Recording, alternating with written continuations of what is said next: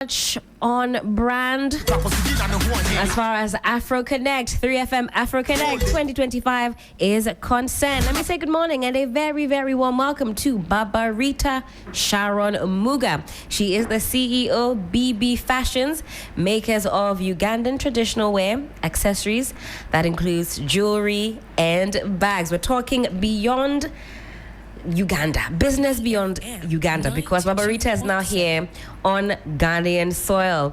Has Ghana been a viable business avenue? We're going to find that out this morning. Babarita, hello, good morning. Hi.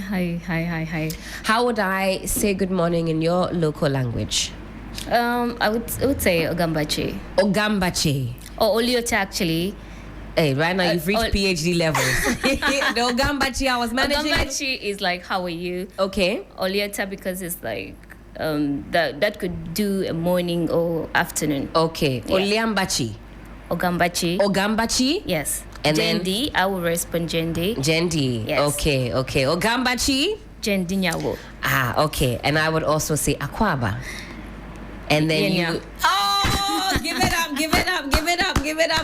Well done. 10 points for Babarita. But again, you're most welcome to Womanpreneur. And of course, in the run-up to 3FM Afro Connect, we're very excited to platform amazing women across the continent who are doing amazing things, who are making a way for themselves. Because did you know that 58% of the continent's entrepreneurs are women? Does that come as any surprise to you? Not really, because I've actually seen in the last couple of years, women are really like doing business and they're really doing amazing.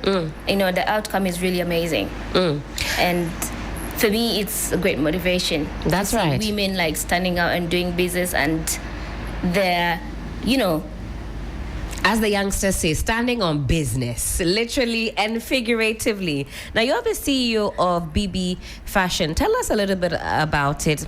How long has it been in existence? Did it start off in Uganda? And how has it fared now on Ghanaian soil? So I started the fashion thing in Uganda.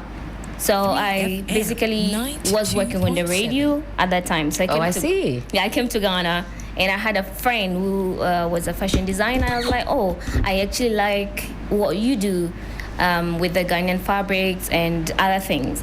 So I decided, no, let's do business together. So she used to send me items to Uganda, and then I would make them to fit, you know, the style I would, you know, want the people in Uganda to buy. Okay. And also according to their, you know, the money, their pocket. Okay. And I moved to Ghana, and I was like, no, I think I love fashion. I want to do something with myself. In Ghana, so I went to Joyce Abibio, and then afterwards I went to Angelo. Okay. That's when I learned how to do fashion.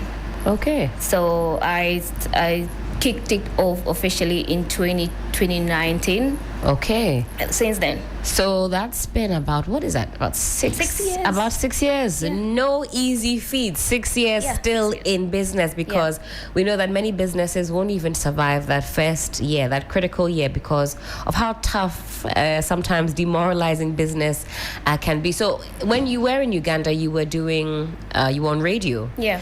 And so at that time, was there any passion for fashion, or was it until you got in, you know, you were in Ghana and then that was sort of ignited? I think I've always loved fashion with my dressing and stuff. So people always ask me, who has been dressing you? And I told them myself. I was like, no, I think I might do well in fashion. So that inspired me. Okay. Yeah. Now, you talked about at the time when your Ghanaian counterpart would send, so she would send over fabric. Yeah. And you would then create the styles that, was it just for Ugandan women, or was it unisex? Unisex, that Ugandan men and women would like. What are the main differences between our style and the style of people in Uganda? And what are the similarities as well? So in Uganda, we do, when it comes to traditional wear, we have a gomas. Okay. Which I have, but I didn't bring it today. But if you make it to the show on the 22nd, you get to see some of the Ugandan outfits. Oh, fantastic. You're going to be there showcasing some of the traditional wear. You call it what? Gomas? Gomas. Okay. Yeah. And So with women in Ghana, the traditional wear is really like, let's say, carbon slate, like what I'm wearing right now. That's right. And the main, the kaftan and other stuff.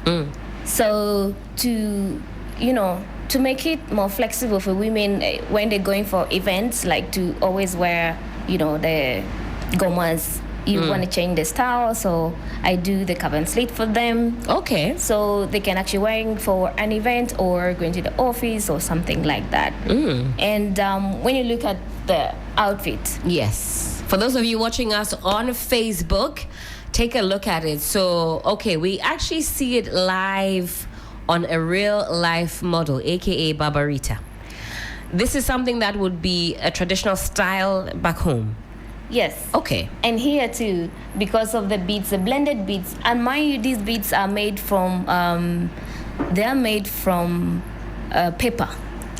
Oh, the beads that we're seeing right here, I see. I'm definitely going to come round and have a feel in due course. This is made from paper. Yeah, I do have a paper here as well. I see. So is this what some call the upcycling? Yeah. Okay. Taking everyday items and then turning them into something very beautiful, because from afar, unless maybe I touch it, it looks like, the regular beads. Yeah. Okay. Commonly the beads that are available here are plastic and glass. That's right. That is what people know. So when people say that when I tell people that these are, paper beads, they're like, how do you do it? Yes, how do you do it? It's a process. Okay. But it's something that lasts for a long time and it's very good. So Ghana, they believe in authenticity. That's right. They love tradition. They love being in fashion as an African lady or woman. People blend the Western fashion with our own traditional fashion. That's right. But I'm focusing more on like our tradition fashion to just maintain and market it and make it work than to blend with the Western world tradition. I really love that, because you're right. A lot of the time it takes away the beauty of it does. What we are promoting as African. Because if we love it, how indigenous it is, instead of molding it to fit someone else's standards or Western standards, they should come and wear it how we wear it. Simple. Exactly. And we take, Africa to the whole world. Yeah. This is how we wear it. This is how we style it. We encourage you to do the same. If you've come all the way to try and source something from Africa, then wear it the African way, the truly, truly African way. So you still do for men as well and for women as well. For men and women. Yeah. Exciting. And so with the paper, is this a special kind of paper, or the paper that we have all around us, like the A4 paper that we're seeing here? Could you potentially turn this into a beaded masterpiece? I can do that, but it wouldn't last because this is too soft. Okay. I usually use the calendar paper. I see. Okay, a more sturdier material to make it. Now, I'm looking at some of the beads, the yellow, the white, the green. Even the green one, that's also paper. Everything is paper. Babarita, you are a witch. That is my conclusion. That is my conclusion on the matter. Say that? I am not. What about the ones around your neck? It's also paper. Beautiful, Thank you. beautiful. Now let's get into the nitty-gritty when it comes to doing business. In your 6 years of doing business, what would you say is a big challenge, or what has been the biggest challenge, finding your feet and ensuring that you stay in business for 6 years? I would say that in being a foreigner in this land, Ghana, I'm an African. I'm from just 6 hours journey, to my country, which is not far, and I feel like being in a different African country. As African, we should do better. Really? The Ghana Revenue Authority. You see, I'm looking at you with one eye. Yes. You should do better. You are giving me a side eye. What has been the challenge? The percentage that we pay as foreigners as a revenue, It's high. It's high. The tax is high, and I feel like as they should do something about it, especially like Africans who are doing business here, because we're not like from the Western world where you would think otherwise, you would take advantage or something like that. With me, I'm a young woman who just moved here to start a life and see if I can create opportunity for other people. So if I'm like, my business is not generating a lot of revenue, but I'm paying a lot of tax, I mean, then what am I gaining? Because at the end of the day, like, I'm creating job opportunity for people here. That's right. I'm training them. The skill that they're gonna learn from me, it's gonna live with them forever. Even if I decide to move out of this country, they can take over the business and do something for themselves, even. Yeah. That's a very important conversation, and I'm very happy that you brought that up, because now it also brings my mind to the African Continental Free Trade Agreement that is supposed to be helping all of us trade freely within Africa. But I'll be very honest, I'm not seeing that action that is needed. And like you said, for others, it'll probably be a disincentive. High taxes, coming in from a different African country, wanting to come and experience a culture, do business, enhance other people's skills. But that is a big block. And come the 22nd of September, it's a conversation that we're going to have with an expert panel. And I want you all to give them and put the hard questions to them, so that once and for all, we can get the conversations going. Because really, Africa now has a great opportunity to really sustain herself and really stand on her own 2 feet.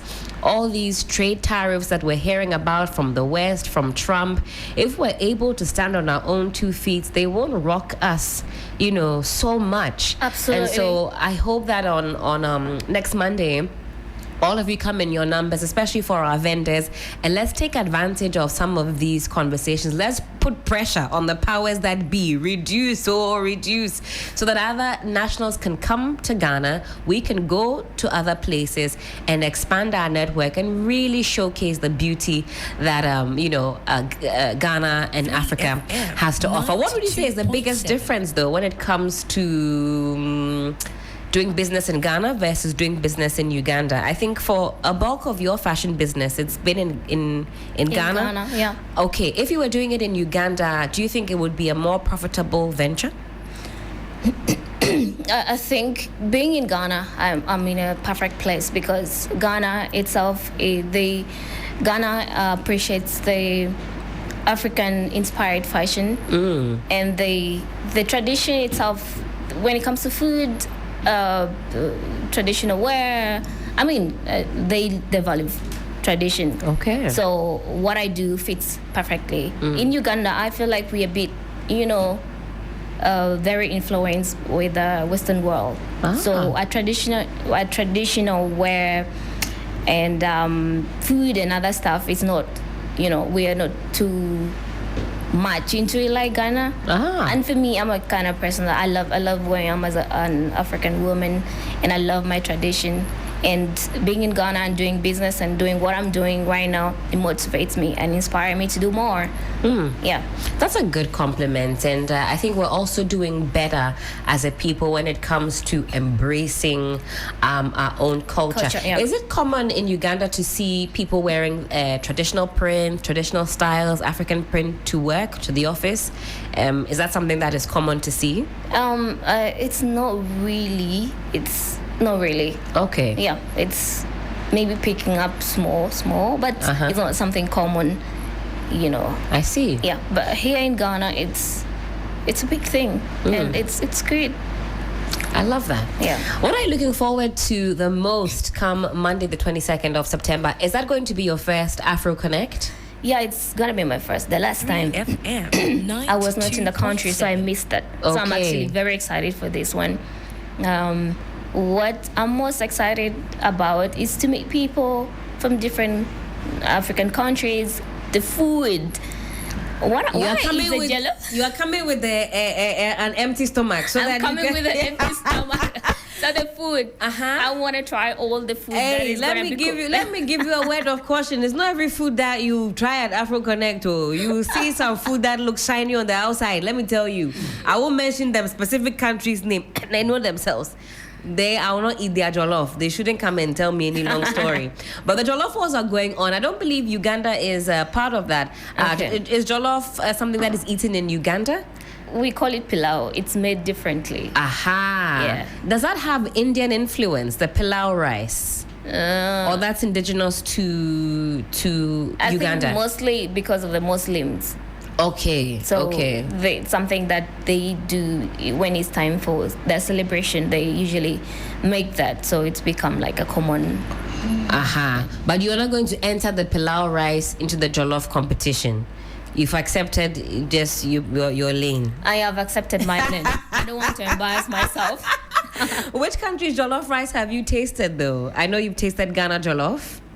I tested Ghana jollof, the Senegalese, Okay. and then the Nigerian. The Nigerian jollof. But I think the Senegalese, because that's where the jollof originally comes Ghanaians from. and Nigerians don't want to hear it. I keep telling them. They don't want to hear. They don't want to hear But it. that is the truth. Yes. That is the truth. But there's a song, and I'll translate it for you. It says, Mona Mode Baye. Yene hits. You might be the originators, but we are the ones that have made it a hit. So, shout out to our Senegambians who are so proud of their jollof. Of course, next Monday we have the Jollof Wars coming up. But do tell us, what are the different variety of items that we can find at BB Fashion?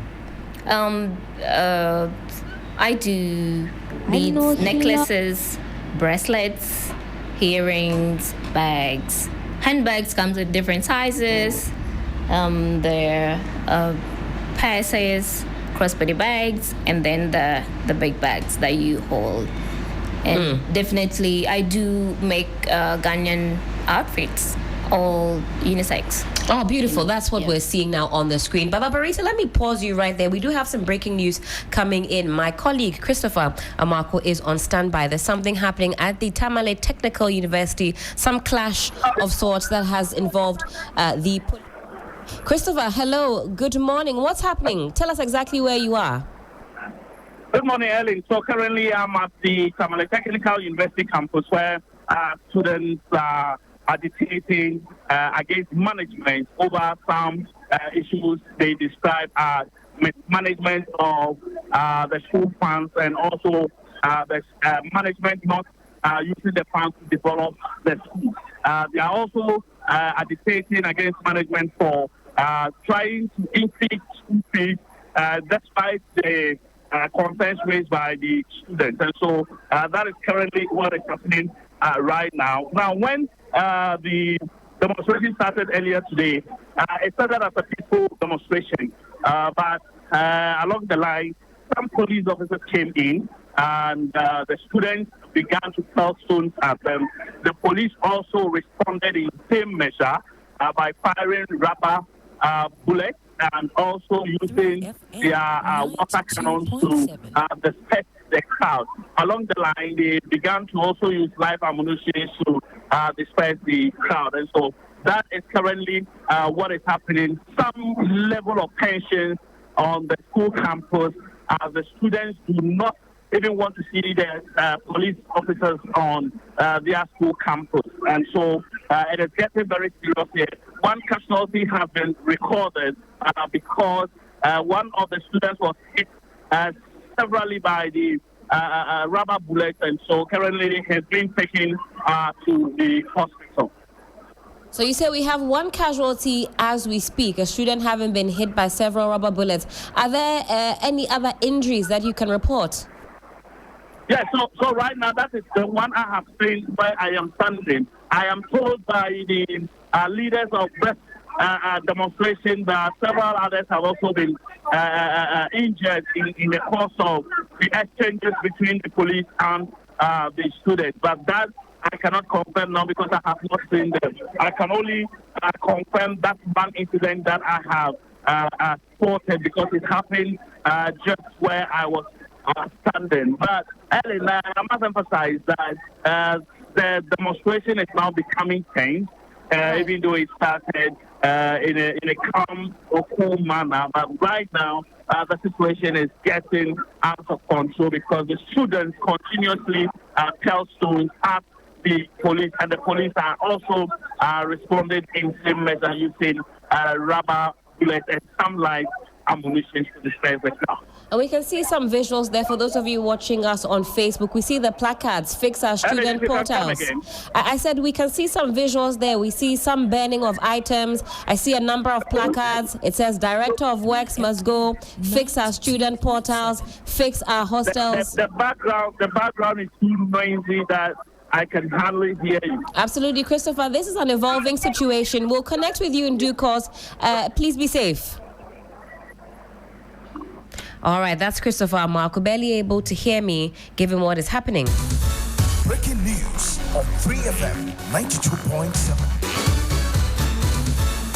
All right, breaking news are coming from Tamale Technical University, where students are facing off against the police. Christopher Amakwa, our Northern Regional Correspondent, says that there is one casualty reported, a student having been pelted with several rubber bullets and some other injuries as well. Students are holding up placards to show their displeasure with management. Some say fix our student portal, fix our hostels, Director of Works must go, amongst a host of other issues. Of course, we'll be keeping you abreast on this developing story. Breaking news on 3FM 92.7.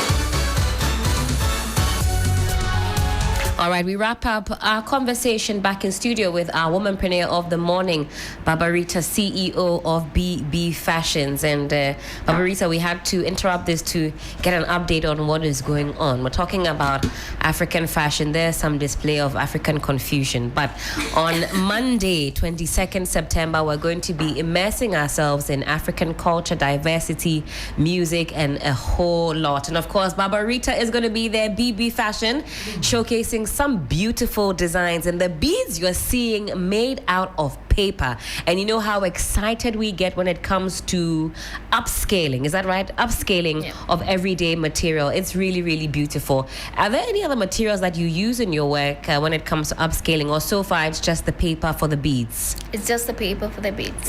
Yeah. And what actually polish it is the varnish that, you know, you put it when you're done rolling it to polish it, so it's water resistant. Very beautiful indeed. BB Fashion is going to be there on the 22nd of September. Come and check out the stall. Also come and take a look at some traditional Ugandan wear. Some of you have your eyes on one Ugandan uncle or so. I'm not naming any names. Go and get yourself something beautiful, take it to Uganda so that they can see that you too know what's up in Uganda. Babarita, how can we find you on the socials?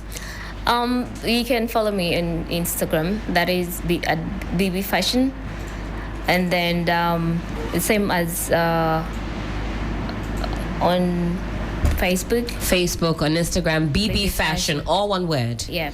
BB Fashion. No, BB Fashion _W. BB Fashion _W. Yeah. Both on Facebook and also on Instagram. We can find you on the socials. And do you use the socials a lot? Do you do a lot of marketing on social media? I do a lot of no, not really, but now I'm trying to do more of the social media. I'm working on the website. Probably by the end of this year, I should be able to launch a website. Fantastic. Babarita, a pleasure seeing you again this morning. A pleasure speaking with you. Looking forward to having more conversations next Monday.